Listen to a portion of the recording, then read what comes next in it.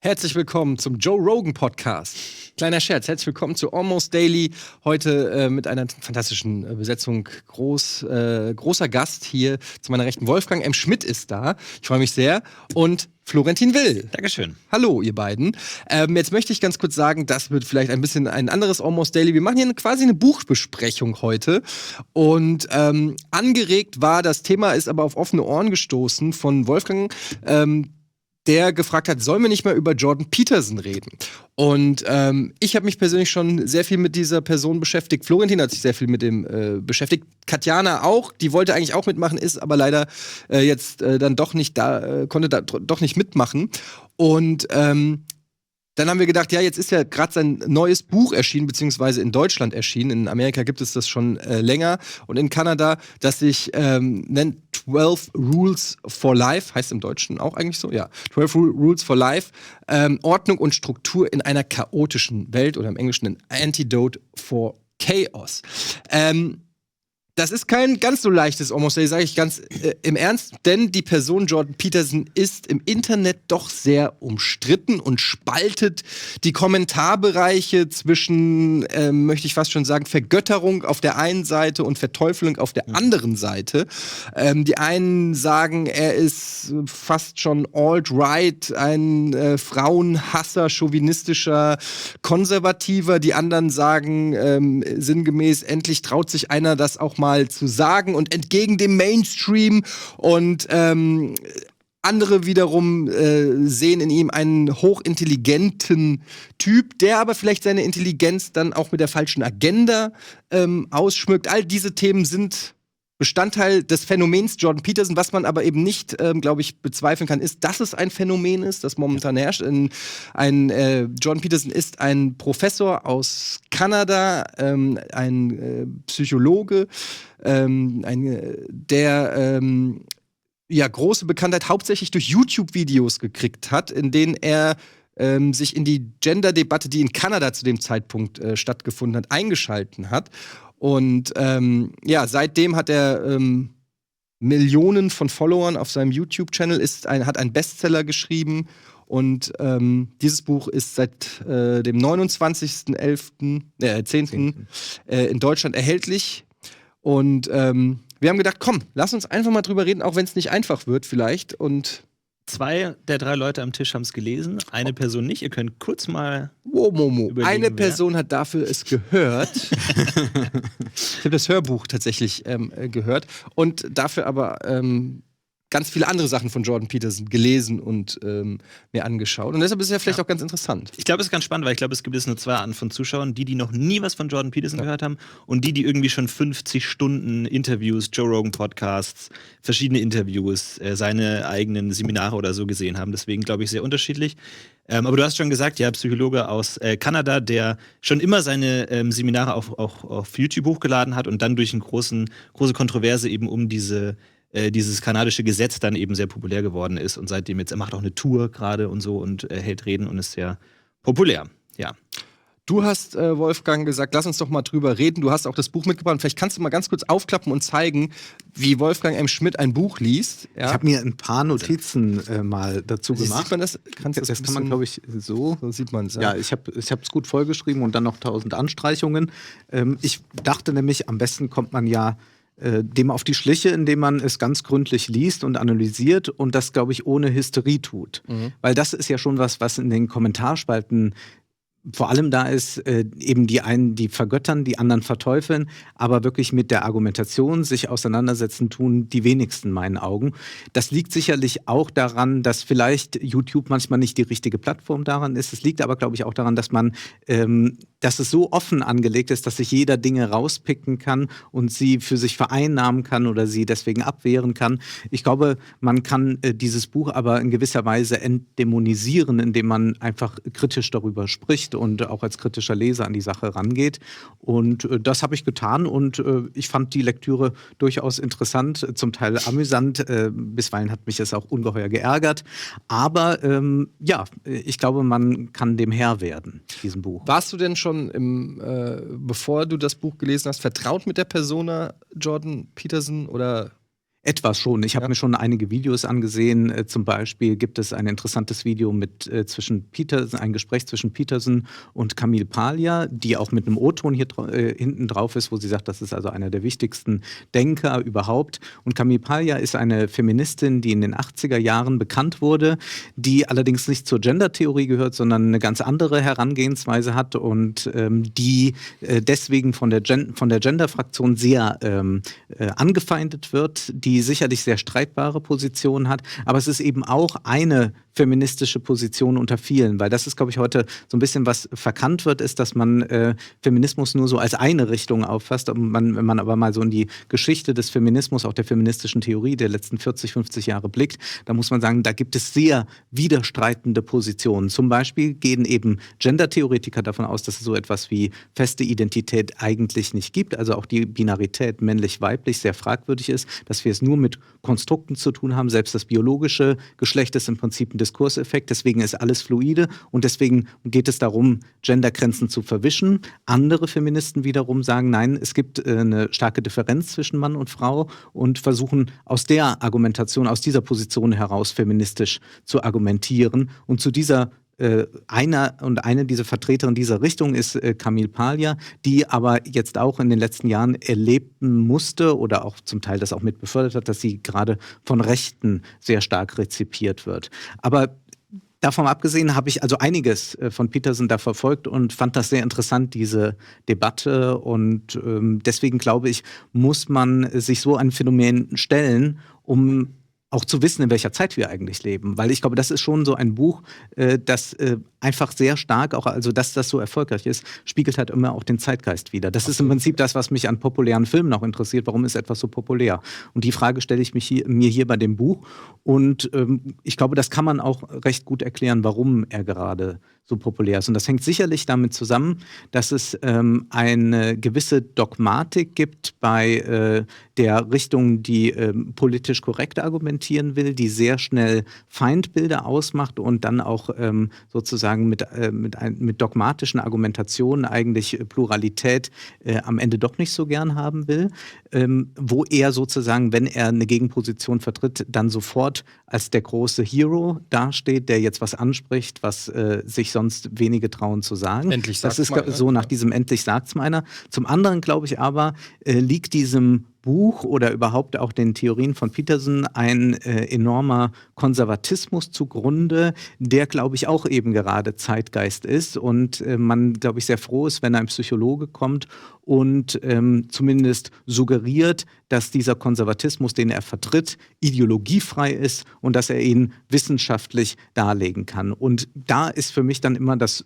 höchste Aufmerken, wenn jemand sagt, er vertritt keine Ideologie, weil Ideologiefreiheit gibt es nicht. Wir alle vertreten Ideologien und wir sind auch in keinem neutralen System. Also er arbeitet sich ja immer am Faschismus und vor allem am Kommunismus ab. Das sind für ihn Ideologien. Aber den Kapitalismus zum Beispiel erkennt er nicht als Ideologie. Das ist für ihn sozusagen wie so ein neutraler Boden, auf dem man sich bewegt. Und da wäre schon sozusagen für mich der erste Punkt, wo man sagen kann, naja, ganz so einfach ist das nicht.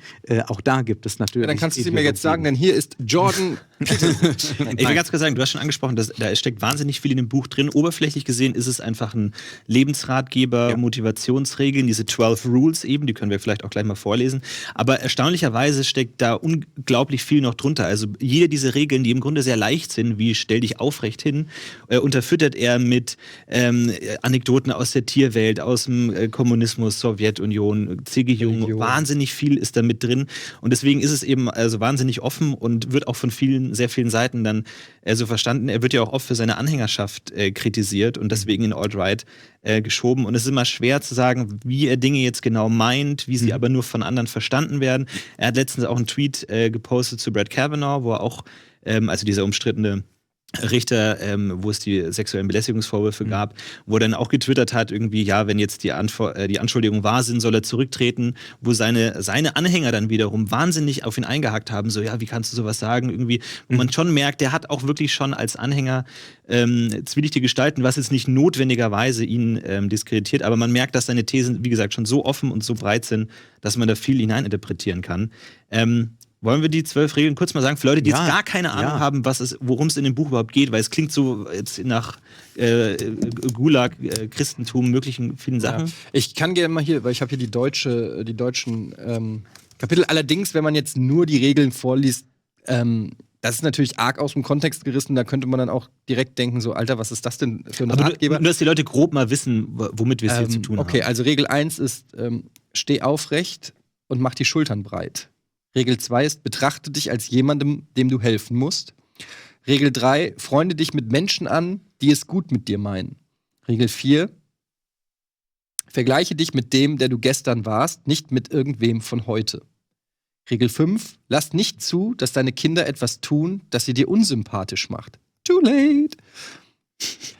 Regel 6, räum erst einmal dein Zimmer auf, ehe du die Welt kritisierst. Regel 7, strebe nach dem, was sinnvoll ist, nicht nach dem, was vorteilhaft ist.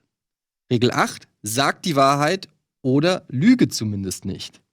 Regel 9, gehe davon aus, dass die Person, mit der du sprichst, etwas weiß, was du nicht weißt. Regel 10, sei präzise in deiner Ausdrucksweise. Regel 11, störe nicht deine Kinder beim Skateboardfahren. Regel 12, läuft dir eine Katze über den Weg, dann streichle sie. Das klingt ja zunächst einmal furchtbar banal. Und das ist auch das Erstaunliche in dem Buch, dass da Sätze drinstehen, die sind so banal, da würde ich sagen, das kriegt man im schlechtesten Ratgeber nicht zu lesen, den man am Bahnhof irgendwo kaufen kann. Also da ist jeder Abnehmratgeber, glaube ich, intellektueller. Zugleich aber machen die Regeln natürlich etwas, sie schaffen Gemeinplätze, mit denen sich jeder irgendwie anfreunden kann. Also steh aufrecht und mach die Schultern breit. Wer würde schon sagen, nee, es ist gut, gebückt durch die Gegend zu laufen? Oder sei präzise in deiner Ausdrucksweise, ist eigentlich auch keiner dagegen. Störe nicht deine Kinder beim Skateboardfahren. Ja, warum denn auch, wenn sie ja Spaß daran haben? Und ich glaube, da kommen wir schon einem gewissen Problem auf den Punkt. Wenn ich so einsteige, und so steigt er ja auch dann immer ein in das Kapitel und er endet auch immer mit der jeweiligen Regel in dem Kapitel, dann schafft er erstmal damit so einen Eisbrecher und alle nicken. Ja klar, Schultern breit machen. Dann kommt aber eine Argumentationsweise, wo ich sagen würde, ja, gehe ich die dann wirklich mit? Weil er argumentiert dann, warum man aufrecht stehen soll und die Schultern breit machen soll. Und dann bringt er zum Beispiel wie Hummer sich verhalten. Das ist immer für ihn ganz wichtig, wie Hummer sich verhalten. Und die auch eben ein gewisses Dominanzverhalten haben. Und wenn sozusagen die dieses Dominanzverhalten haben, um sich Platz zu schaffen, dann werden die als Sieger angesehen. Und dann können die sich immer weiter auch als Sieger sehen und ihnen steht eine erfolgreiche Brut und so weiter bevor.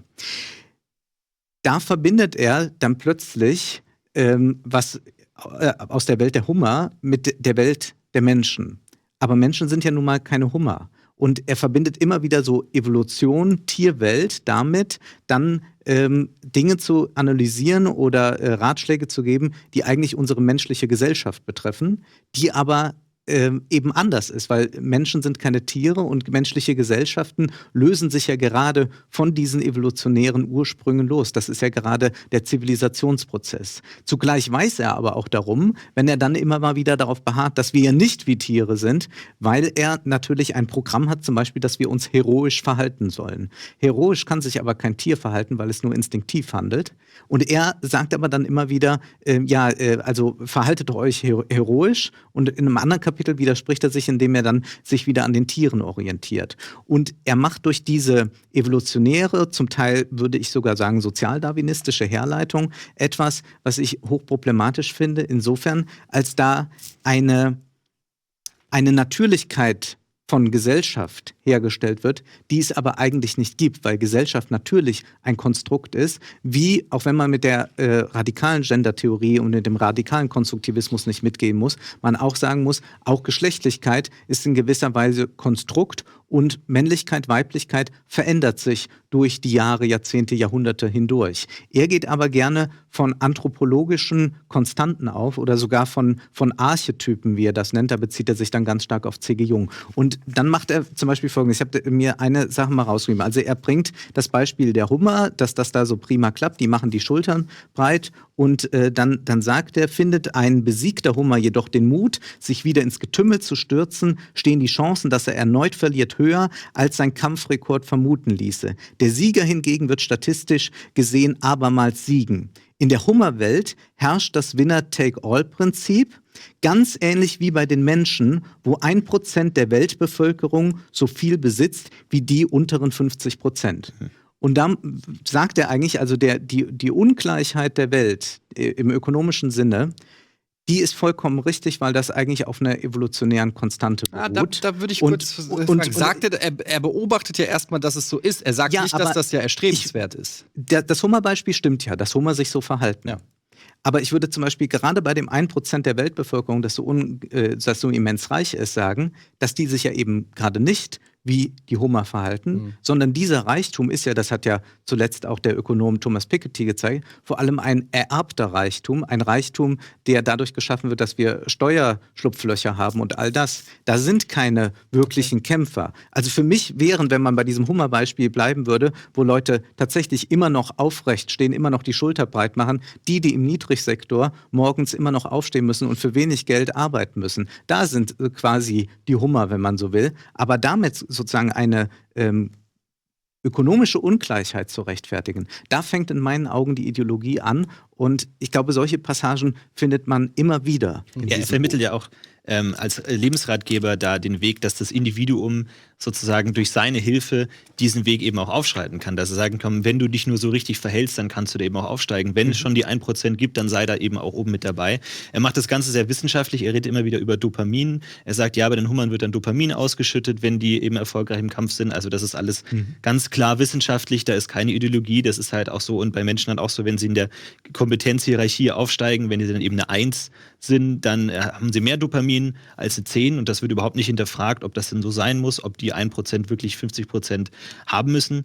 Deswegen ist es finde ich das auch sehr problematisch. Und auch dieses komplette Verzichten auf die Systemfrage. Später hat er auch noch so einen Punkt, wo es darum geht, dass man nicht lügen soll. Und er beschreibt ja so eine Szene, wo er mit seiner Tochter an einem Obdachlosen vorbeigeht. Und dann will er diesem Obdachlosen in die Augen schauen und der Obdachlose kann ihm nicht in die Augen schauen. Er interpretiert es als Scham. Und da sagt er, ja, das ist ein Zeichen von den Verlogenen und Listigen, dass sie ihm nicht in die Augen schauen können. Also er geht davon aus, dass der Obdachlose obdachlos ist, weil er verlogen und listig ist. Und stellt überhaupt nicht die Frage, hat das denn mit irgendwelchen anderen sozialen, politischen, mit irgendwas zu tun? Ist es wirklich jetzt allein die Schuld dieses Obdachlosen? Und dann zu sagen, der würde sich dafür so schämen, dass er selbst dafür verantwortlich war, dass er ihm nicht in die Augen schauen kann. Also, wie gesagt, ich finde diese Diskrepanz auch sehr erstaunlich, dass er bei Faschismus und Marxismus und Kommunismus immer sagt, ja, die Leute so Ideologie verblendet. Und er sagt auch, die Menschen in der Sowjetkommunismus und im Nationalsozialismus hatten eine besondere Tendenz dazu, ihre Umwelt verlogen wahrzunehmen. Und so, also das behauptet er einfach so, dass das jetzt der Grund für Faschismus und Sowjetterror ist, dass die Menschen halt einfach, die waren halt so doof, die haben ihre Umwelt halt verlogen wahrgenommen, aber er nicht. Warum er denn nicht? Ja. Also das ist auch so. Also das ist schon erstaunlich, wie er da einfach sagt, so wie es ist alles gut. Ja, die 1% sind nun mal so. Aber mit diesen Tipps kommst du auch in die 1%. Irgendwann. Wo man ja fragen müsste, wenn sie jetzt alle dieses Buch kaufen würden und alle diese Tipps dann beherrschen, was ist eigentlich dann? Dann gehören alle zu den 1%? Nee, dann sagt er zugleich immer, ja, Hierarchie gibt es. Also da beißt sich ja die Katze in den Schwanz. Ja, wir reden gleich noch weiter über die Katze und den Schwanz, aber erst machen wir ganz kurz Werbung. Gleich geht's weiter.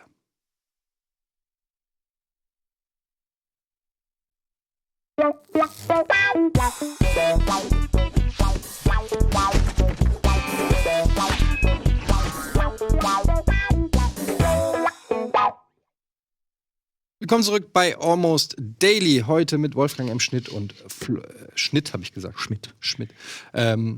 Wolfgang M. Schmidt und Florentin Will. Wir reden über Jordan B. Peterson und sein Buch 12 Rules for Life. Im ersten Kapitel geht es um die Analogie zu den Hummern.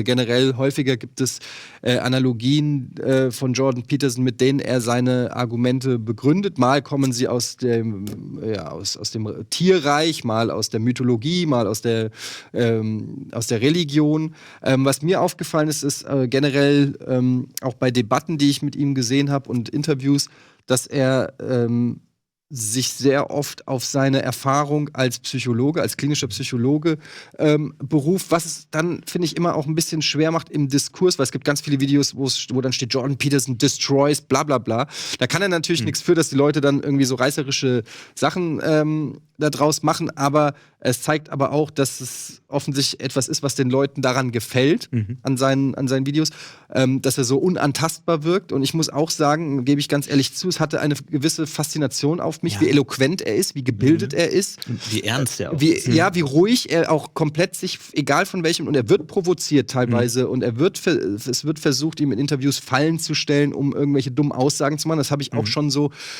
gesehen. Und wie souverän er da rauskommt und sachlich er bleibt und sich letztendlich immer wieder auch auf Fakten oder zumindest vermeintliche Fakten, sagen wir es mal so, berufen kann, die auf seiner Expertise beruhen. Und ich finde das extrem schwer, da dann einen Diskurs zu starten, wenn du letztendlich immer die Keule hast, zu sagen, ja gut, aber ich bin seit 30 Jahren Experte auf dem Gebiet. Und er hat ja, glaube ich, sich spezialisiert auf die Unterschiede zwischen Männern und Frauen auch. Und gerade in Maps of Meaning, seinem ersten Buch, ist das eines der großen Themen von Jordan B. Peterson.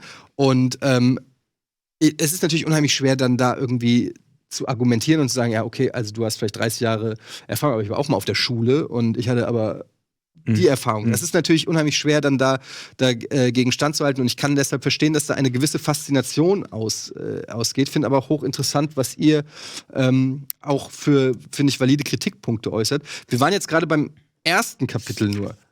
Wollen wir noch weiter über die Hummer reden? Ich weiß, du könntest zu jedem Kapitel, wir haben nur eine begrenzte Zeit und ich würde sagen, ich will nur eine kleine Anmerkung noch machen zu dem, was du sagst. Das ist absolut richtig und das finde ich auch durchaus respektabel, dass er ruhig bleibt bei der Sache und ich finde, man kann ihm nur begegnen als Kritiker, wenn man auch ruhig bleibt. Weil es gibt eben entsprechende Videos auch, wo dann irgendwelche Studenten erzürnt auf ihn stürmen und dann sagen, was sie da machen. Sie sorgen dafür, dass wir auf der Straße verfolgt werden und solche Vorwürfe, die man, finde ich, einem Buchautor erstmal schwierig machen kann, weil dann könnte man auch viele andere Autoren überhaupt nicht lesen. Also dann könnte man immer sagen, naja, nur weil die das rezipieren und dann so machen, dann dürfen wir auch kein Nietzsche oder sonst irgendwas mehr lesen. Dann können wir immer sagen, ja, das ist halt nur der Nazi-Autor oder so.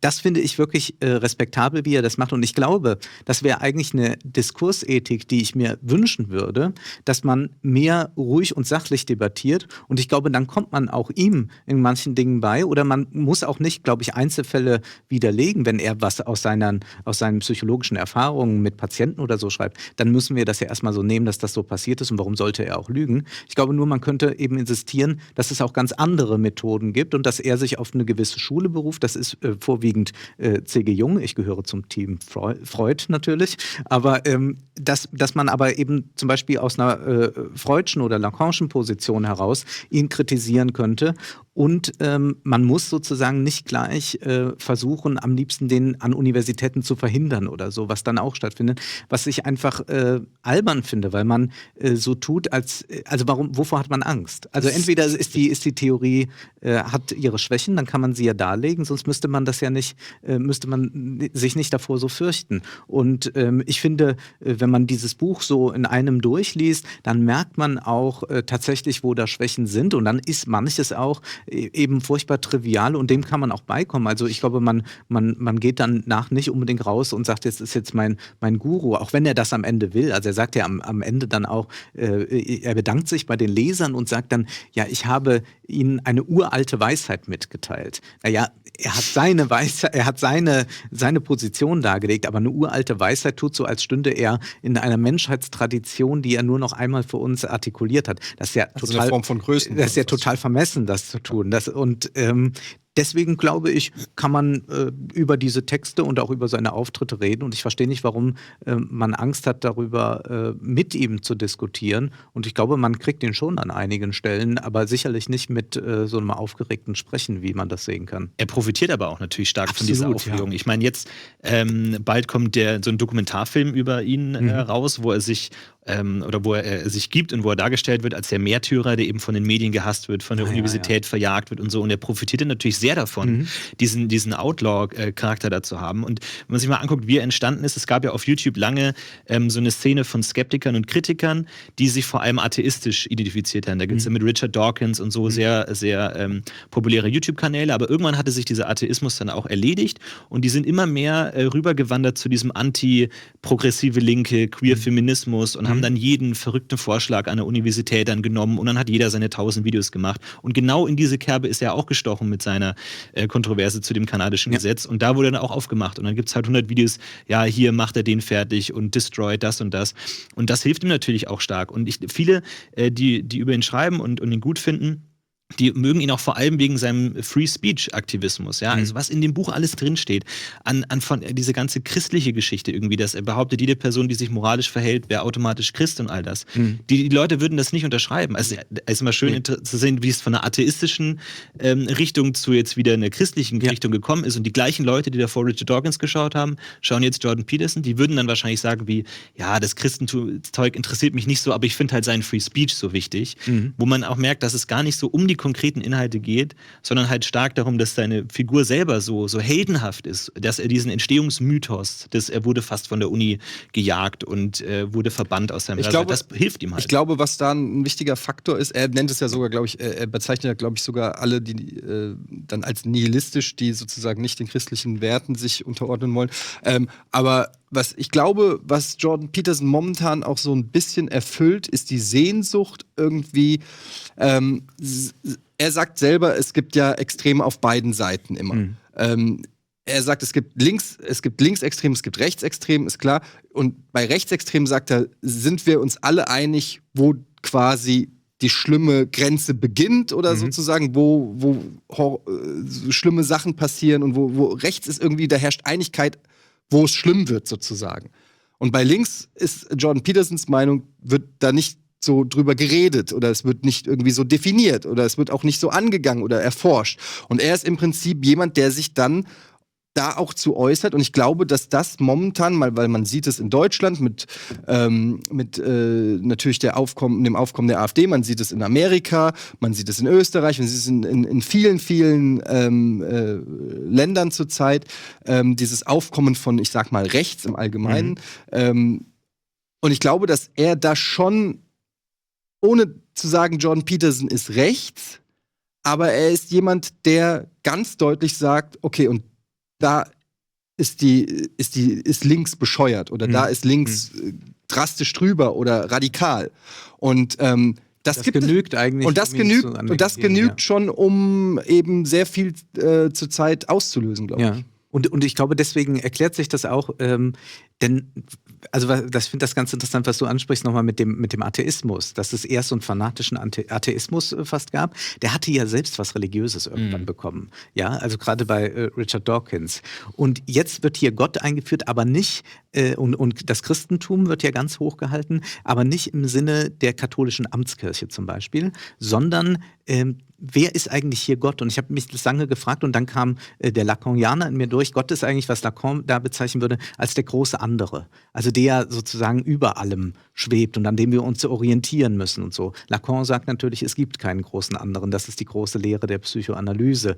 Und er sagt doch, diesen großen Anderen gibt es und den bringt er dann noch archetypisch zusammen, eben mit C.G. Jung. Man muss es vielleicht mal, weil das nicht alle Zuschauer, glaube ich, wissen können, es gibt ja so eine ganz klare Trennung. Freud auf der einen Seite, der in der Tradition der Aufklärung steht, der Psychoanalyse im Prinzip nah an die Naturwissenschaften auch ausrichten wollte, damit es eine anerkannte Wissenschaft wird. Und er hat dann lange Zeit mit C.G. Jung zusammengearbeitet, der etwas jünger war. Und Jung war aber fasziniert vom Romantischen, vom Okkulten und wollte die Psychoanalyse eher in diese Richtung treiben, hat sich mehr mit Religion beschäftigt, mit Erweckungserlebnissen, hatte selbst sowas Guruhaftes, auch viele Jungianer heute noch, zu denen Peterson gehört. Und da gibt es sozusagen diese große Trennung. Also eben Freud entlarvt sozusagen den Glauben. Er ist in gewisser Weise Materialist. Und C.G. Jung hat sich viel mehr mit dem Mythos beschäftigt, aber nicht um ihn zu entmythologisieren, sondern um sozusagen diesen Mythos wieder zu revitalisieren, zu beweisen.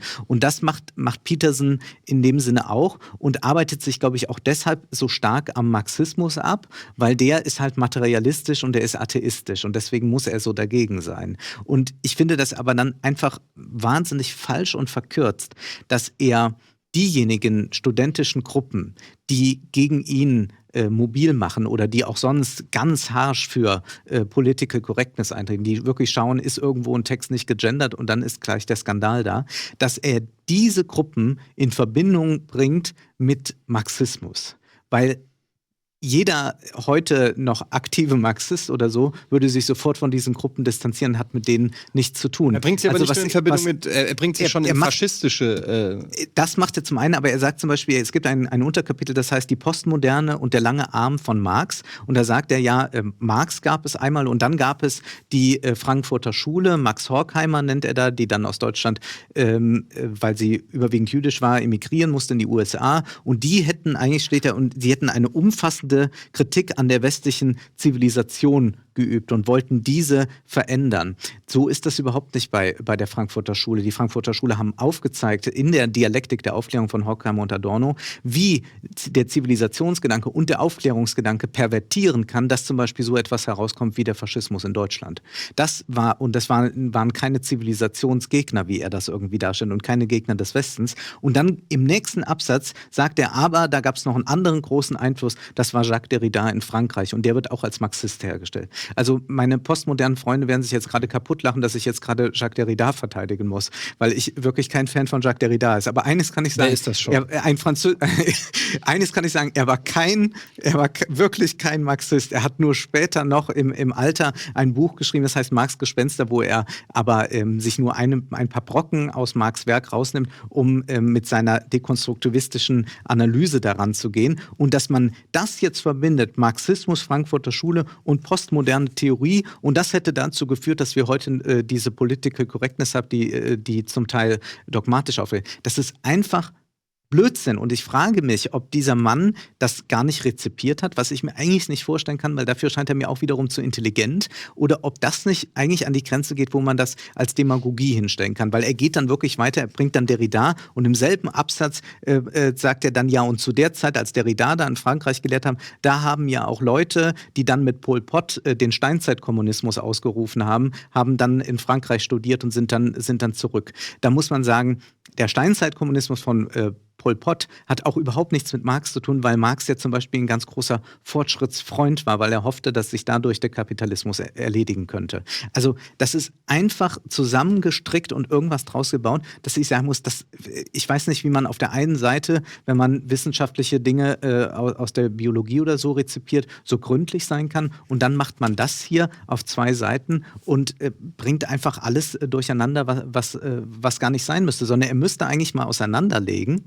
Und ich glaube, das ist das große Problem, und das kann er nicht auseinanderlegen. Denn meine These ist, dieser Streit Peterson und seine Anhänger und die Gegner, das ist, in meinen Augen sind das die 2 Seiten einer Medaille, nämlich beide Seiten eigentlich ignorieren die ökonomische Grundlage von allem. Wenn wir uns ein bisschen an den Hillary-Clinton-Wahlkampf erinnern, war eigentlich ihre Aussage, kommt zu mir, ihr Transgender-Leute, ihr Schwulen, ihr Schwarzen, ihr könnt alle zu mir kommen, aber wir dürfen den ökonomischen Status quo nicht antasten. Das hat Bernie Sanders gewollt. Ja? Und das ist sozusagen das liberale, politisch korrekte Versprechen. Erklären, was du mit dem ökonomischen Status meinst? Der ökonomische Status ist, dass der Kapitalismus selbst eine Ungleichheit produziert, und die schlägt sich dann eben auch darin wider, dass es zum Beispiel Rassismus gibt, dass es Sexismus gibt, dass es Antifeminismus gibt. Lange Zeit hat der Kapitalismus das Patriarchat gebraucht, um zu funktionieren. die Kernfamilie, die Frauen bleiben zu Hause, die Männer gehen arbeiten. Das war eine kapitalistische Funktion. Jetzt aber hat sich der Kapitalismus eben auch sehr stark gewandelt durch diesen Modernisierungsschub. Schumpeter, einer der wenigen der Liberalen, der Marx wirklich verstanden hat, wusste, dass der Kapitalismus die permanente Revolution ist und deswegen natürlich auch so etwas wie das Patriarchat angreifen kann und zunichte machen kann, wenn der Kapitalismus lernt, anders Kapital zu akkumulieren. Das heißt, die liberalen Theoretiker, die Neoliberalen, Milton Friedman, Gary S. Becker oder Friedrich August von Hayek, das waren welche, die haben in gewisser Weise das kommunistische Manifest verstanden, das ja sagte, im Kapitalismus verdampft alles Stehende und Ständische. Das heißt, der Kapitalismus selbst kann auch das Patriarchat zerstören, weil der immer Dynamik braucht. Der braucht nicht zurück zur Kernfamilie. Überleg mal, wenn heute alle zur Kernfamilie zurückgehen, dann würde der Kapitalismus geradezu zusammenbrechen. Was nicht heißt, wir müssen dahin zurück, sondern wir müssen schauen, wo sozusagen der Kapitalismus selber progressiv ist und weil der hat sich ja auch gewandert. Der Kapitalismus ist ja auch letztendlich, was du gerade angesprochen hast, mit dem Patriarchat und auch der Rolle der Frau im Kapitalismus hat sich ja auch spätestens in den 60er Jahren durch die Einführung der Pille massiv geändert. Zum Beispiel. Das heißt, der Kapitalismus an sich ist ja auch kein starres Gebilde, wo man einfach sagen kann, der war 1960 genauso wie er 2018 ist oder so, sondern das ist ja auch ein fast schon wie ein Organismus. Genau, und Clinton ist eine Vertreterin des modernen Kapitalismus, der natürlich Interesse daran hat, auch Minderheiten zum Beispiel zu inkludieren. Aber der Kapitalismus hat an einem kein Interesse, dass Gleichheit herrscht. Weil Gleichheit ist eben kein kapitalistisches Prinzip. Und deswegen ist dieses Plädoyer für Hierarchie und für einen harten Individualismus, den er ja auch von Frauen einfordert, ist ja nicht so, dass er irgendwie Frauen sagt, die sollen nichts machen, sondern die sollen ja auch hart individualistisch sein. Das ist etwas, was Peterson hier vertritt, was absolut sich mit der kapitalistischen Logik deckt. Und ich glaube, er wird deshalb so angegriffen von der anderen Seite, weil die auch leider diese ökonomische Komponente sehr stark ausklammert. Man kann sagen auch, dass viele dieser linken Strömungen die Arbeiterklasse vollkommen vergessen haben und sich eben auf diese Identitätspolitik konzentriert haben. Und beide ignorieren quasi die Dynamik, die ökonomische Dynamik, die darunter liegt. Und deswegen, glaube ich, ist das jetzt so etwas, was so unglaublich polarisiert. Es ist eben nicht und es sind ja auch gerade diese Äußerungen zum Thema Frauen, zum Thema Minderheiten und alles, mit denen er Schlagzeilen macht. Es ist ja nicht irgendwie, dass er deswegen angefeindet wird, weil er für einen neoliberalen Individualismus ist. Gut, Kapitel 2. Ich glaube, ich habe mich auch gefragt, wohin er da will, weil das alles wirklich sehr konfus ist und er redet ja auch immer von Postmodern Marxist, was ja im Grunde ein Widerspruch in sich ist. Ja. Ich glaube, er braucht einfach ein Feindbild. Er braucht einfach konkret Leute, denen er die Schuld zuschieben kann. Es gibt auch ein Video von ihm von PragerU, das ist so eine etwas zwielichtige Universität, wo er auch ein Video gemacht hat, wo er wirklich eine Ansprache gemacht hat, an den Universitäten sind Dozenten, die verführen ihre Kinder, verführen die Studenten. Er braucht ein ganz klares Feindbild. Und das sind eben diese postmodernen Marxisten, wer auch immer das genau sein soll, die diesen Kulturmarxismus und all diese Begriffe dann in die Welt bringen, einfach damit er jemanden angreifen kann. Und was ja auch gut funktioniert. Ich glaube, wenn du die Systemkritik außen vor lässt, dann kann er ja nur einzelne Leute angreifen, die diese Leute dann sind, die irgendwie dann Sartre gelesen haben oder was. Leute, die seine Anhänger wahrscheinlich eh nicht lesen. Ja. Und deswegen, glaube ich, konstruiert ihr das. Aber es ist vieles in dem Buch liest sich so, als ob er irgendwie mal eine Doku über ein Thema gesehen hätte und schreibt dann was drüber. Er hat mal ein Buch über Gulags gelesen, das macht er dann, hat mal ein Buch über Hummer gelesen und das bringt er dann rein. Aber es fehlt irgendwie die Substanz da. Es ist, schwierig. Das große Thema, die Geschlechterbilder, glaube ich, können wir noch ansprechen.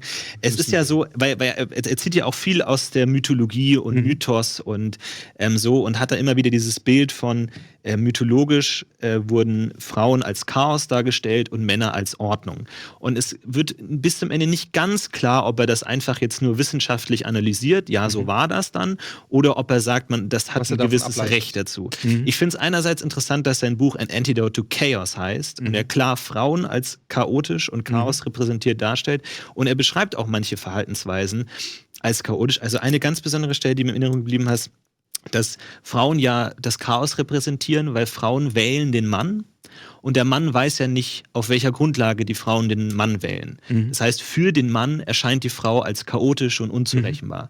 Und das sind echt Abschnitte, wo ich mir gedacht habe, wo will er denn jetzt hin? Was soll das denn? Also, ich meine, ist das denn andersrum nicht so? Gibt es nicht auch Frauen, die Männer nicht verstehen, die Männer Ich glaube, nicht finden? nein, natürlich, aber ich glaube, das ist eben so eine typische Jordan Peterson-Argumentation ist, dass er immer statistisch sagt, was ist quasi im Durchschnitt passiert oder was in der Mehrheit passiert. Wenn er sagt, er kategorisiert ja ganz stark. Er sagt ja zum Beispiel auch, weiß ich nicht, dass Männer dominanter sind oder mehr draußen arbeiten wollen oder mehr Ehrgeiz haben, im Beruf weiterzukommen, während Frauen irgendwann spätestens, sagt er, wenn sie Kinder haben, größtenteils eher dazu neigen, beim Kind sein zu wollen, als Wunsch, nicht als Notwendigkeit, weil die gesellschaftlichen Formen oder die staatliche Unterstützung für junge Mütter so scheiße ist, sondern weil das Frauen tatsächlich ein Wunsch sozusagen der Frauen ist. Da könnte man natürlich direkt 10.000 Argumente sagen und sagen, ja Moment, es gibt auch ganz viele Frauen, die wollen lieber Karriere machen. Es gibt Frauen, die sind dominant. Ich meine, du wirst nicht Bundeskanzlerin, wenn du nicht auch diese Fähigkeiten dann hast, die eher Männern nachsagt. Und da sagt aber Jordan Peterson, ja, natürlich gibt es das auch bei Frauen, aber er beruft sich halt immer auf, die Mehrheit ist so. Und ich glaube, das ist auch bei diesem Argument, wenn er sagt, Frauen suchen sich den Mann aus, die in der Regel ist das seiner psychologischen Beobachtung so. Das heißt aber nicht, dass es nicht auch umgekehrt. Ja, aber sie dann als Chaos zu identifizieren, zu sagen, die Frauen stehen für Chaos, weil sie traditionell den Mann aussuchen. Ja, das ist ja dann eine rein männliche Perspektive. Ich verstehe nicht, was Frauen wollen, also sind Frauen Chaos. Also ich verstehe nicht genau. Ja, aber er sagt ja auch, dass aus dem Chaos erst die Ordnung erwächst. Also ist das Chaos ja mehr oder weniger notwendig für die Ordnung. Ja, das ist so eine Urmutterfantasie. Genau. Das gab es auch bei Bachofen schon immer wieder, aber im Prinzip kann man Bachofen, nein, ich lasse das weg, dass man das feministisch verwenden kann. Aber ich würde auch sagen, das Problem ist, wenn ich sage, Weiblichkeit assoziiere ich mit Chaos, dann tut er so, als sei das eine Konstante, die immer so war. Und da würde ich sagen, das ist vollkommener Nonsens. Er greift sich ein paar Mythen raus, den einen oder anderen Klassiker aus der Literaturgeschichte, und er nimmt diese Misogynie, die da drin steckt, diese Frauenfeindlichkeit, und naturalisiert ihn und er sagt, das war immer so gewesen. Und es gibt, diese Bilder gibt es natürlich von der Frau als chaotischem Meer zum Beispiel. Ja, Frau ist die Flut. Gibt es 1000 literarische Bilder und ist auch schon alles analysiert worden. Aber das ist nicht so. Das sind Bilder, die sind immer wieder da. Und er glaubt aber immer, dass wenn diese Bilder irgendwo wiederzufinden sind, in einem Disney-Film zum Beispiel, dann ist das gut und dann beweist dass es auch wirklich so sein muss. Während er, was ich interessant finde, dann, er kann ja mit Disney-Filmen viel anfangen, aber mit der Eiskönigin nicht. Das wäre ja ein ganz propagandistischer Film. Warum? Weil die Frau sich am Ende nicht von dem Held retten lässt, sondern sich entschließt, da mit ihrer Schwester gemeinsam Sachen zu machen. Und das wäre ein Rausdrängen des männlichen Prinzip. Also das ist ja schon paranoid, muss man sagen, wenn man solche Fantasien hat. Also ich glaube auch, es spricht daraus eine unglaubliche Furcht vor der Frau. Eigentlich liegt dem zugrunde. Das finde ich ganz erstaunlich, dass er also auch diese Idee von Chaos, die er da hat. Also es ist ja verrückt. Zum einen wirft er der Political Correctness-Schiene vor, dass sie so dogmatisch ist und lauter Regeln aufstellt. Zum anderen stellt er Regeln auf, um die Dogmatik der anderen zu kritisieren. Also das ist ein Widerspruch, der aber, glaube ich, bewusst unaufgelöst bleiben muss, damit er ein breites Publikum nach wie vor erreichen kann. Und ich glaube, er kann diese Frage gar nicht wirklich beantworten, dass er sagt, ja, es ist immer noch so, das Weibliche ist das Chaos. Dann hätte er sich ans Ausmanövriert. Also bleibt das in einer gewissen Offenheit, aber er zeigt nicht einmal auf, dass dies nur ein Konstrukt ist, sondern er bezieht sich immer auf diesen Mythos und tut so, als seien Mythen einfach so da und das sei damit natürlich. Und Mythen sind eben auch dazu da, dass man sie entmythologisiert. Und das ist, glaube ich, das, warum er sich so an den Postmodernen abarbeitet, weil die sind natürlich angetreten, jedes Konstrukt zu dekonstruieren. Ich würde mal eine Sache Peterson dennoch zugutehalten, nämlich insofern, oder vielleicht auch seinem Publikum, in gewisser Weise spricht ja da eine gewisse Sehnsucht daraus nach so etwas wie einem Literaturkanon, dass man sich wieder auf Klassiker beruft. Es spricht eine Sehnsucht aus dem Ganzen, dass man erst einmal sozusagen die Grundlagen kennen will, die Traditionen kennen will. Und das ist mir in meiner Unilaufbahn auch aufgefallen. Ich habe unglaublich viele Dekonstruktivismus-Seminare, wenn ich das mal so nennen will, besucht. Das waren Professorinnen und Professoren, die sich in der Literaturgeschichte unglaublich auskannten. Die hatten alle über Goethe promoviert, habilitiert und so weiter. Und plötzlich setzten die Dekonstruktion an und zeigten, wie frauenfeindlich Goethe-Texte sein können und all das. Das Problem war nur, dass viele der Studenten die Urtexte gar nicht mehr kannten und nur noch die Dekonstruktion kannten. Und die haben sozusagen mit der Dekonstruktion angefangen, bevor sie die Konstruktion kannten. Und das führt natürlich irgendwann dazu, dass alles nur noch zu einem Wischiwaschi wird und dass man plötzlich im Literaturkanon grundsätzlich ein Problem liegt. Und er will eigentlich zurück dazu, dass man auch wieder Grundlagen kennt. Und ich glaube, würde man die Grundlagen zum Beispiel, die er zitiert, Dostojewski zum Beispiel, mal gründlich lesen, würde man auch sehen, dass seine Interpretationen bisweilen recht einfältig ausfallen. Aber ist es nicht die Aufgabe, sage ich jetzt mal, an der Uni und gerade als Professor dafür zu sorgen, dass man also nicht die Dekonstruktion schon vorwegzunehmen, sondern im Prinzip die Interpretation der Urquelle, wenn du so willst, dem Studenten zu überlassen und zu übertragen und nicht einfach zu sagen, also pass auf, hier ist Goethe und übrigens hier, jetzt erkläre ich euch mal, was der eigentlich wirklich gesagt hat. Das ist doch nicht die Aufgabe eines Professors. Ich glaube, es kann die Aufgabe geht ja um das sein. Weiß ich nicht. Ich glaube, es geht aber erstmal darum, es geht ja darum zu studieren und das selber rauszufinden und rauszuarbeiten. Weil sonst sind wir ja wirklich an einem Punkt, wo egal welcher Professor oder welcher Lehrer an welcher Schule auch immer irgendwelche Ideologien nutzt, um sie sozusagen zu feeden und den Leuten aber das fand immer statt. Also ich glaube, das ist auch das ist gar nicht zu umgehen. Also man hat auch lange Zeit Geschichte gelehrt, als das wird von großen Männern, von großen einzelnen heroischen Männern getan oder so. Also es gab immer, in gewisser Weise ist Literaturwissenschaft zum Beispiel immer zeitgeistabhängig. Ich glaube nur, man muss die Grundlagen können, um dann eine Dekonstruktion zu machen. Und das ist etwas, was eben diese französischen Theoretiker, die er hier nennt, oder auch die dann von der Alt-Right-Seite ja besonders kritisiert wird, Judith Butler gemacht hat. Wenn man Butlers Werk, ich bin kein Butler-Anhänger, aber ich schätze ihr Werk durchaus, wenn man Körper von Gewicht oder das Unbehagen der Geschlechter liest, dann sieht man, dass das eine Philosophin ist, die sich mit den großen Denkern, Hegel, Heidegger, Lacan und so weiter intensiv auseinandergesetzt hat und Probleme aufzeigt. Aber ich glaube, es reicht nicht aus, nur Butler zu lesen und nicht das, worauf sie sich bezieht. Und insofern, glaube ich, spricht eben aus Peterson eben darauf, wir gucken uns auch mal wieder den Kanon an, was ist dann eigentlich da und was ist dann da auch rauszuholen, statt immer nur schon gleich mit der Dekonstruktionsaxt hineinzugehen. Dass er aber dann eben dabei stehen bleibt, dass er das sozusagen nur aufruft, um damit irgendwelche Thesen zu beweisen, das ist eben dann sehr problematisch. Und ich glaube, es zeigt sich am allerdeutlichsten, denke ich auch, in diesen Kapiteln, wo er dann auf das Verhältnis von Mann und Frau eingeht, wo er dann ja irgendwann nachher in Gemeinplätze abdriftet, die man irgendwie in einem Herrenmagazin auch lesen kann. Ja, irgendwie so muss man halt mit Frauen und so. Also nicht, dass er jetzt da hart sexistisch oder so formuliert, aber es ist immer genau klar, eine Frau will immer nach oben schauen. Wenn sie selbst reich ist, dann will sie einen noch reicheren Mann. Wenn sie selbst gebildet ist, will sie einen noch gebildeten Mann. Mag sein, dass das auf Frauen zutrifft, aber ich glaube nicht, dass man daraus schließen kann, dass Frauen generell so sind. Und er verkennt damit auch die Dynamik, wie sich unsere Gesellschaft verändert. Und natürlich hat sich durch die Deindustrialisierung und all das, hat sich auch Männlichkeit verändert. Dass wir nicht mehr durch unsere Körperkraft zum Beispiel eine Dominanz beweisen als Männer,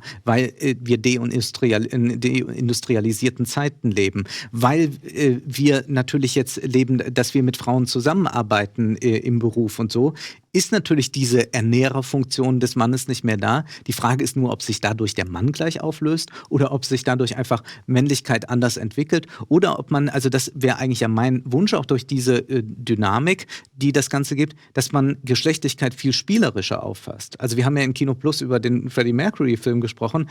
Das ist ja ein ganz großartiges Spiel mit Männlichkeit zum Beispiel, dass der da in den 80er Jahren wie der Hypermacho auftritt, aber ein schwules Leben führt oder so, ja. Also das ist ja alles, oder sich mit Barbara Valentin umgibt, die ihren Busen da zur Schau stellt, als sei es ein Präsentkorb. Ja, das ist ja auch ein ganz tolles Spiel mit Männlichkeit und Weiblichkeit. Und ich glaube, dieses spielerisch sollte man eher wieder in den Vordergrund heben und nicht eben so darauf beharren, wir müssen jetzt zu irgendwas zurück, weil da würde ich sagen, verkennt Peterson einfach, dass die Zeiten sich verändern und da kommt man mit anthropologischen Konstanten nicht weiter. Ist das das, was du glaubst, was seine Mission ist, zurückzukehren zu alten Strukturen? Zum Patriarchat zum Beispiel? Das kann ich mir fast nicht vorstellen. Dass er jetzt einfach sagt, ich will dahin zurück. Also ich glaube, naiv ist er. Das wäre so Eva Herrmann-Style. Ja, ich glaube, da würde man ihm jetzt Unrecht tun, wenn man das macht. Ich glaube, es ist eher so eine Sache, dass er sicherlich eine moderne Art will, aber schon einen radikalen Individualismus einfordert, wo sozusagen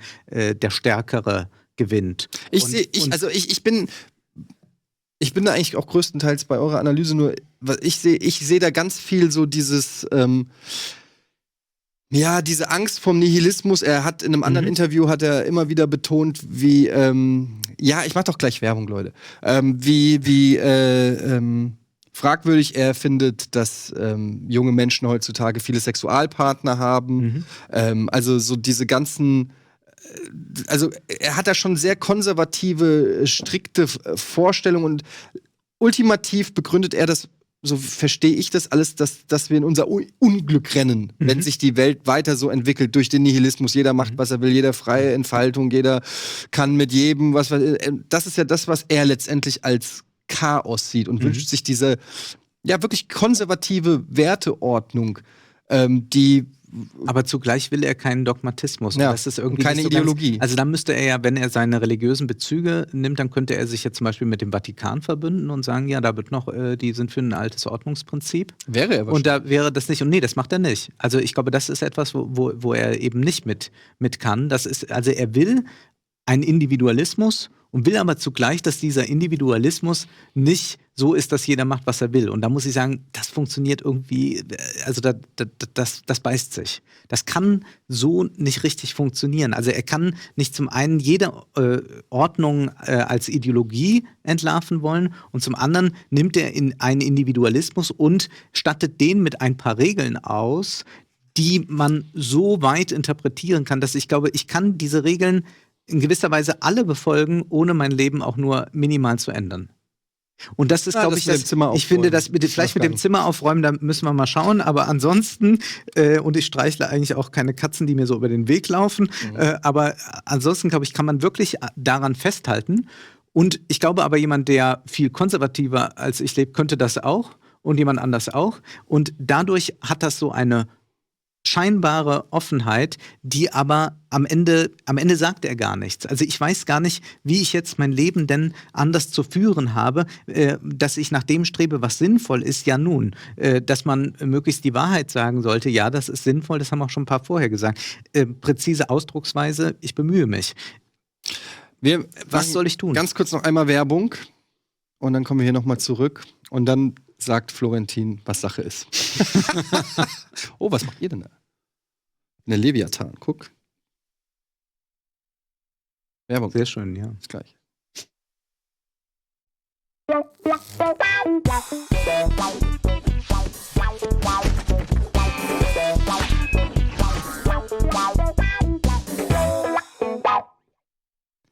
Willkommen zurück, Freunde, bei Almost Daily. Wolfgang M. Schmidt bei uns zu Gast. Florentin Will. Wir reden über das kürzlich erschienene Buch 12 Rules for Life von Jordan B.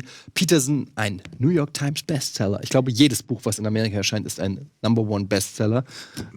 Steht auf jeden Fall. Ich habe noch nie ein Buch gesehen, wo das nicht draufsteht, auf jeden Fall.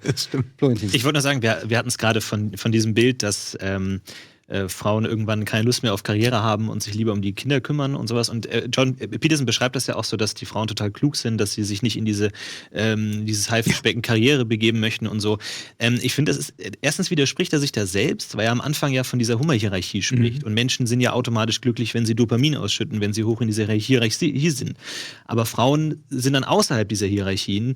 Die haben dann eher Lust, zu Hause zu bleiben und sich nicht mit den Managern zu boxen in der Anwaltskanzlei. Das bleibt dann den Männern überlassen. Da verstehe ich dann nicht ganz, wie er das meint, ob das dann irgendwie zusammengehört. Na, es ist ja kein Ratgeber nur für Männer. Also theoretisch könntest du ja dann sagen, er beobachtet erstmal aus psychologischer Sicht, dass Frauen eher dazu neigen, Konflikten zum Beispiel aus dem Weg zu gehen, während Männer Konflikte eher angehen. Das ist jetzt auch keine so krass neue psychologische Erkenntnis, würde ich jetzt mal behaupten. Und dann sagt er aber genauso, ja, Frauen, die es eben schaffen, den Hummer zu imitieren, haben eben diese Karrierechancen. Oder? Naja, aber also sie müssen eigentlich nur Regel 1 anwenden. Aber er lobt die Frauen, die sagen, ich bleib bei der Familie. Genau. Aber er könnte ja jetzt auch schreiben, wo lobt er sie? glücklich in einem ziemlich späten Kapitel, glaube ich, ne? Oder so. Glücklich die Männer, die zu Hause bleiben und die Frauen rausschicken. Weil letztendlich er auch sagen. Er hat ja diese objektive Hummerhierarchie. Er sagt, du bist glücklicher, mehr Dopamin, je höher du in dieser Hierarchie stehst. Aber die Aufgabe von Frauen ist, sich einfach einen dicken Hummer zu holen. Ja. Aber selbst nicht in dieser Hierarchie teilzunehmen. Und es geht dann noch weiter. Er gibt den Frauen ja auch noch mit Schuld an der sozialen Ungleichheit, weil selbst auch die reicheren Frauen holen sich dann einen noch reicheren und dadurch würde die ökonomische Ungleichheit größer werden. Das schreibt er auch noch an einer Stelle. Also das aber ist damit würde er ja empfehlen, dadurch, dass die Frauen falsche Ehen schließen oder taktische Ehen schließen, wird die Ungleichheit in der Gesellschaft größer. Also, aber dann sagt er ja quasi, Frauen, begebt euch in Abhängigkeit.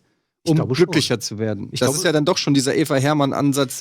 Mutter erzieht die Kinder, Vater holt das Geld und damit sind alle glücklich. Ja, die Sache ist, er beschreibt, das eine beschreibt er ganz klar, dass er das gut findet, wenn Frauen das machen. Zum anderen, bei dem Hummerprinzip lässt er offen, ob damit jetzt Frauen oder Männer gemeint sind. Ob da nur Männer mit gemeint sind oder auch Frauen. Aber würden die Frauen dieses Hummerprinzip anwenden, wäre es ja nur sinnvoll, sich eben nicht zurückzuziehen, in den Schoß der Familie zu gehen. Ich glaube, wichtig bei dem Hummerprinzip ist nochmal festzuhalten, dass er damit spezifisch aber eine Kompetenzhierarchie meint. Nicht Stärke oder Kampf, es geht um eine Kompetenzhierarchie. Also der beste Comedian ist dann auch auf Platz Nummer 1, obwohl er jetzt vielleicht nicht der Stärkste ist im biologischen Sinne.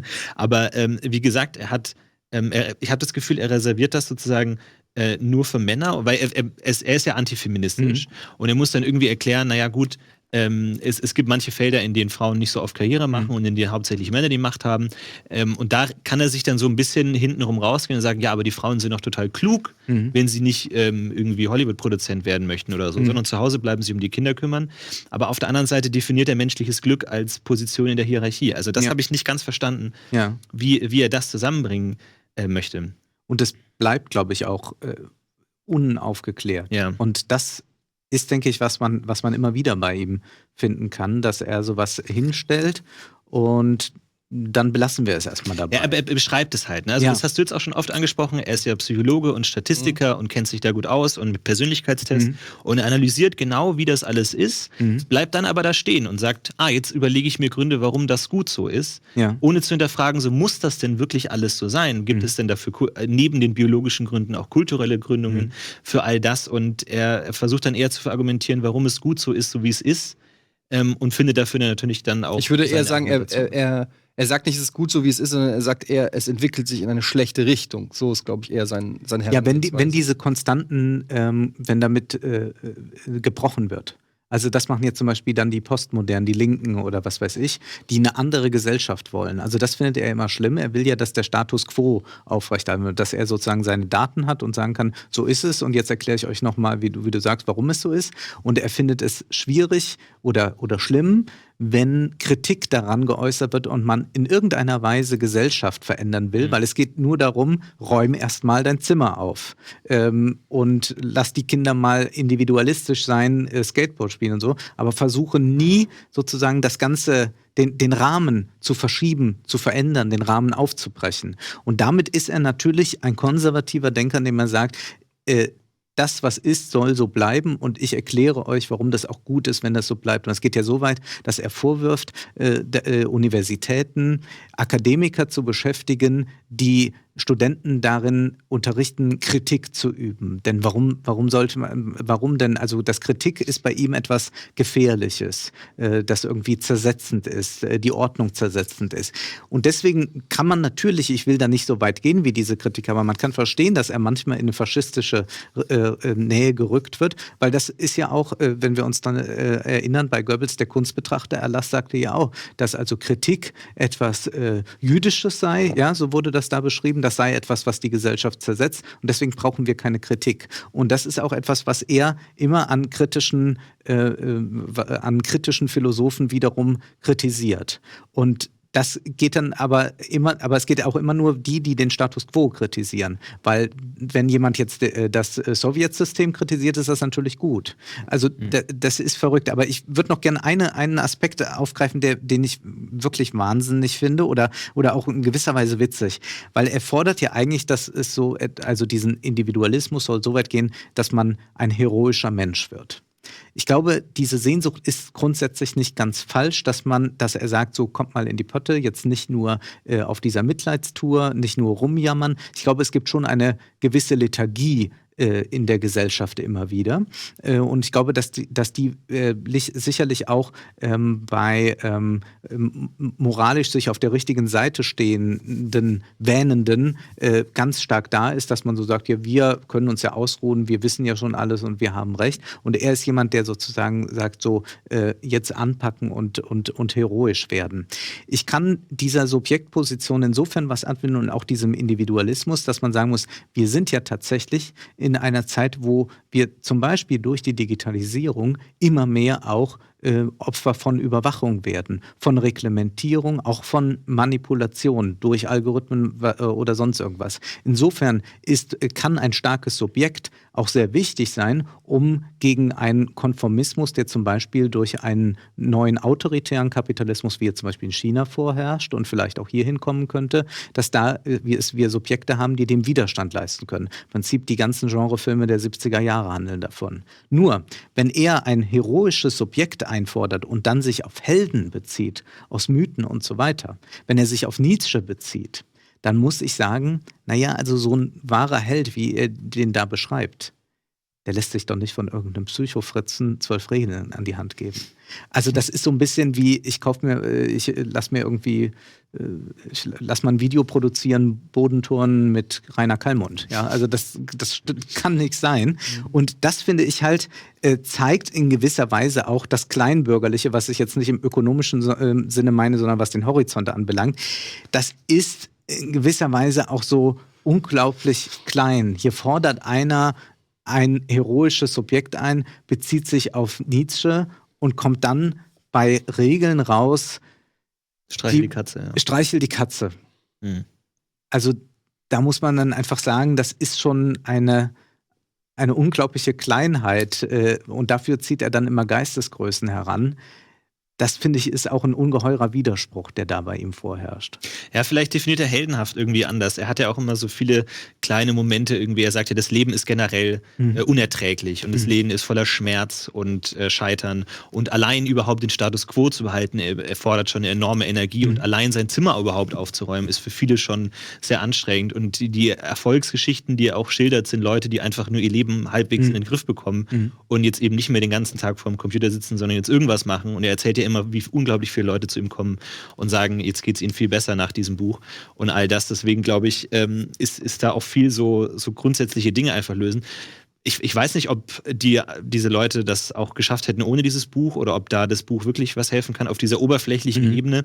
Bin ich mir nicht sicher, aber hier und da hat er schon Erfolg. Aber ich sehe auch diese konservative Haltung sehr kritisch und ich finde, hier und da hat er halt auch da muss man eben auch genau hingucken. Er hat zum Beispiel als dieser Amoklauf von diesem einen Incel, ich weiß nicht, ob ihr das mitbekommen habt, der ist mit dem Auto, hat er Leute überfahren aus diesem Involuntary Celibate-Szene, ne? Also diese misogynen Männer, die behaupten, ich kriege keine Frau ab, daran sind Frauen schuld. Und auch da hat er ein Statement gemacht, dass man dem gegenüber darauf reagieren können, indem Monogamie wieder hochgehalten wird. Eben dadurch, dass man dafür sorgt, dass jeder Mann seine Frau bekommt und dadurch eben in geregelte Bahnen gelenkt wird. Und sozusagen auch da ist es merkwürdig, in welche Bahn seine Vorstellung dann plötzlich da geleitet wird und man sich denkt, was zur Hölle meint er denn damit jetzt? Also, dass dieser offensichtliche misogyne, frauenhassende Typ Leute umbringt, um dann zu sagen, ja, aber das liegt daran, dass ihr die Scheidungsgesetze so lax gemacht habt und so viele Geschlechtspartner habt und so. Das wird dann schon sehr merkwürdig irgendwie. Also es ist sehr schwer, ihn zu fassen und ich glaube, wir haben jetzt auch nicht alles angesprochen, was drin ist. Es gibt da wahnsinnig viele Facetten.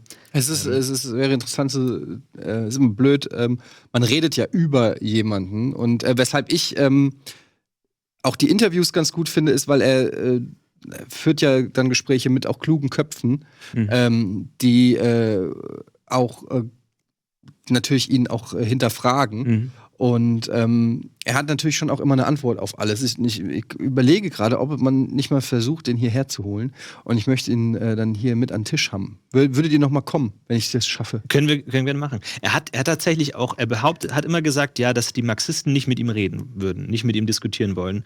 Und es gibt einige YouTube-Kanäle von bekannten marxistischen Theoretikern, die immer wieder ihn versuchen einzuladen zu Interviews, aber das lehnt er dann immer ab. Also da ist er mittlerweile natürlich aber auch gut, sehr wir groß. sind ja kein marxistischer. Ich meine, er ist mittlerweile auch sehr groß und so, aber ich weiß nicht, ob er sich seine Gesprächspartner so offen sucht, wie man das weiß ich nicht. Ja, aber das weiß man nicht, aber man kann es ja versuchen. Wenn er Nein sagt, sagt er Nein. Ja, und das finde ich bemerkenswert. Ich glaube, diese Diskursoffenheit ist in gewisser Weise eine scheinbare, weil es eben diese Diskussionen dann doch nicht gibt. Also es ist natürlich für so einen Professor, der tatsächlich ein immenses Wissen hat, auch eine immense Erfahrung als Therapeut, einfach, wenn da irgendwie eine studentische Gruppe auf ihn losrennt mit einer Videokamera. Ja, Moment, aber aber er war bei Russell Brand im Podcast, also dem wirklich, glaube ich, der letzte, wo man sagen würde, der gut, aber ob der jetzt Marx gelesen hat, weiß man auch nicht. Nee, aber also auch Joe Rogan würde ich jetzt nicht unbedingt in die Alt-Right-Ecke also er geht, ich sagen will, er geht jetzt nicht nur er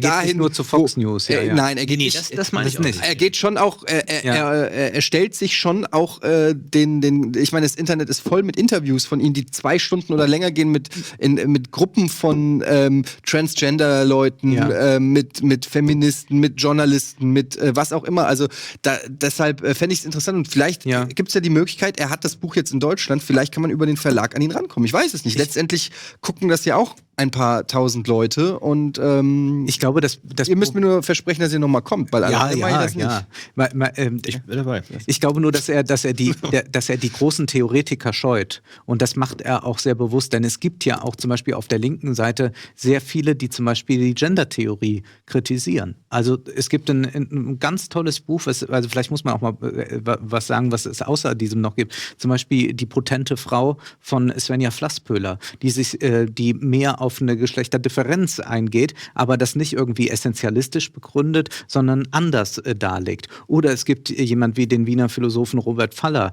der hat ein Buch geschrieben, das heißt Erwachsenensprache. Der saß im Flugzeug und wollte einen Film von Michael Haneke sehen, Amour, und bekam dann vorher so eine Triggerwarnung, Achtung, Film für Erwachsene. Und er dachte, ja, klar, ist ein Michael Haneke-Film, ich bin erwachsen, warum muss man mich warnen? Und der eben sagt, wie sozusagen diese Sprachsensibilität dafür sorgt, dass wir die ganze Zeit dafür reden, ob wir mehr mit Binnen-I arbeiten oder mehr mit Unterstrich, aber dann eben vergessen, was eigentlich in der Gesellschaft vorkommt. Erwachsenensprache von einem linken Theoretiker. Also sowas gibt es ja. Oder es gibt eben die Bücher von Slavoj Žižek. Oder man muss ja auch mal sehen, Feminismus war ja auch immer verknüpft. Manchmal geht das so ein bisschen im Twitter-Feminismus, wie ich den manchmal mir erlaube zu nennen, unter. Feminismus war auch mal der Traum davon, ob sozusagen eine ganz andere Möglichkeit bestehen würde, über Dinge Auskunft zu geben, etwas zu artikulieren. Gerade die feministische Literatur ist da so unglaublich. Also ein Roman wie Die Wand von Marlene Haushofer, ich kenne kaum ein besseres Buch aus dem 20. Jahrhundert wie dieses, das wirklich zeigt, also eine Frau, die hinter einer gläsernen Wand plötzlich lebt, die sich aufgetan hat und die jetzt ganz allein ist im Wald und wo dann beschrieben wird, wie eine ganz andere Form vielleicht von Weiblichkeit gelebt werden kann. Also da waren ganz große Gedanken drin und ich glaube, dass es gerade in gewisser Weise wir uns wirklich auf den Chaos zu bewegen, dass wir tatsächlich momentan so einen Zeitgeist haben, dass wir eine Argumentation höchstens noch so lang sein darf wie ein Tweet und dann gibt es eigentlich nur noch die Form von gegenseitigen Schuldzuweisungen und das finde ich hochproblematisch und insofern würde ich sagen, ist dann so ein Buch ein Anlass, sich mit was auseinanderzusetzen, aber dann auch weiter zu schauen und vielleicht einfach mal nur